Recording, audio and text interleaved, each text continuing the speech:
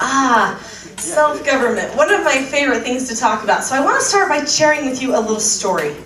This is one of my favorite stories to share. This happened a long time ago. I think my oldest son was probably maybe 9 years old, I'm thinking. And so it's been a while because he's 17 now. But one day, well, first off, I have to start by telling you I have celiac disease, which then means I can't have gluten, right? So I also really love chocolate. So if you ever want to get on my good side, tomorrow.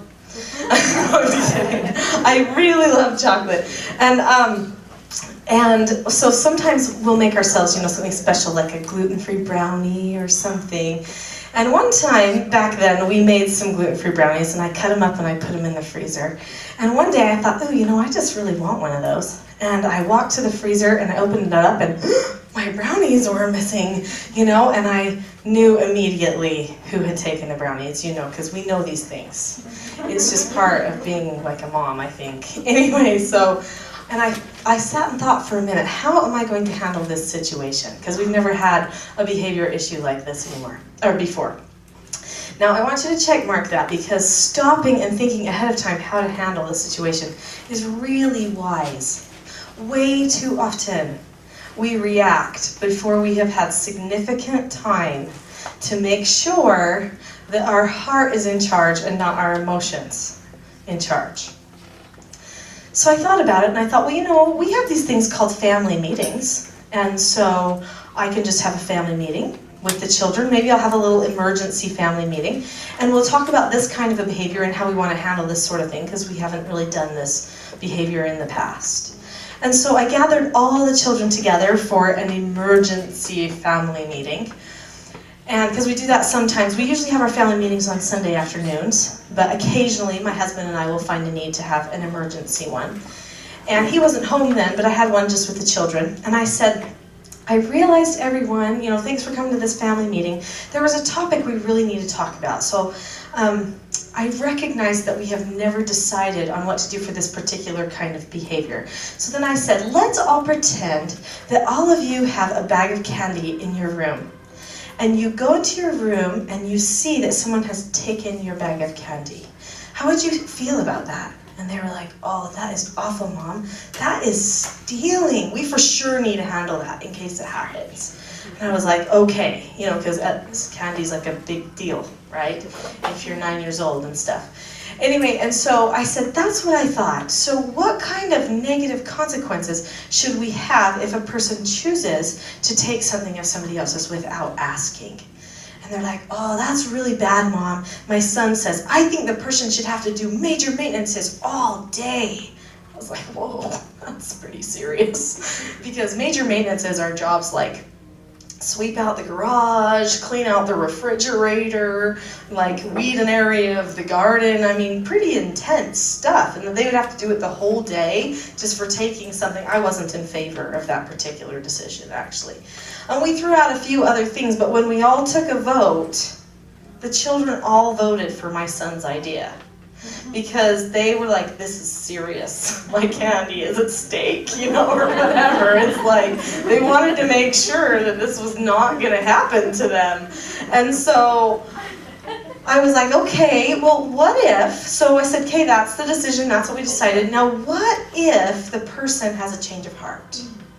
And what if they come to you and report that they took this without asking and that they want to make it right? Shouldn't there be some sort of a positive consequence so that someone would feel motivated to come to you and talk to you about that?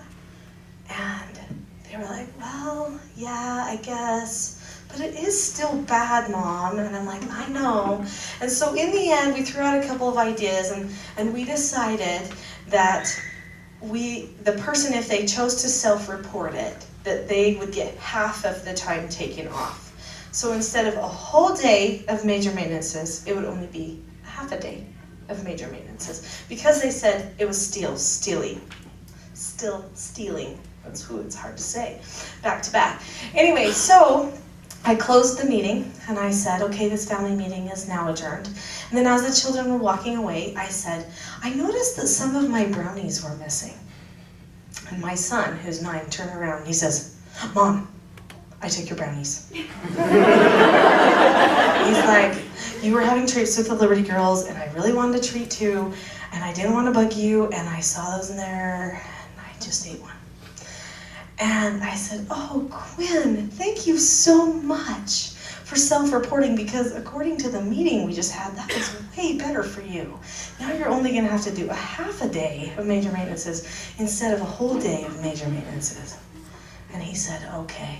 I was like, Quinn, that is a huge consequence. And you just said, okay, and you're calm and you're totally fine about it. And he said, well, it was my idea.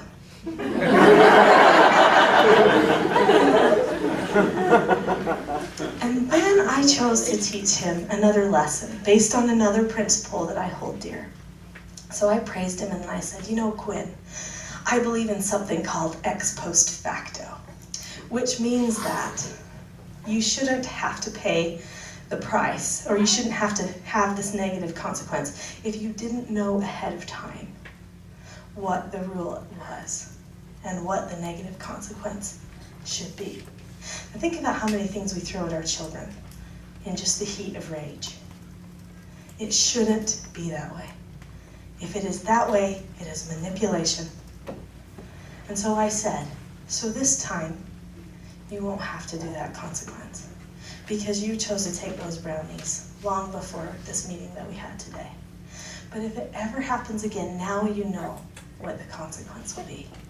He was like, oh, Mom, thanks so much. You know, he was so excited, and then he ran off to play.